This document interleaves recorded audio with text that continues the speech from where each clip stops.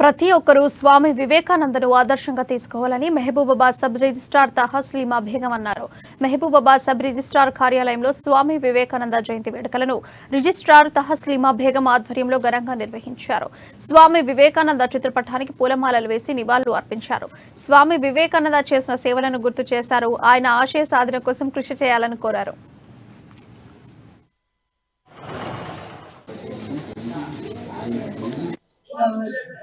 జన్మదినాన్ని 161 జయంతిని మన సబ్ రిజిస్ట్రార్ ఆఫీస్ మహబాద్ లో జరుపుకోవడం ఒక యువతగా నాకు కూడా ఒక గొప్ప అవకాశం.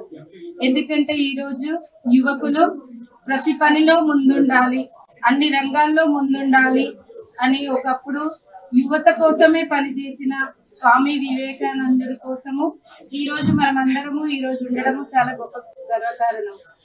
ఇలాగే నేను ఇంకో విషయం చెప్తాను. నవ యువత ఏదైనా చేతిలో ఏదైనా రాజకీయం రావాలన్నా, రాజ్యాల్లో ఎలానన్నా ఎవరి చేతిలో ఉంటుంది? నవ యువతల చేతిలో ఉంటుంది.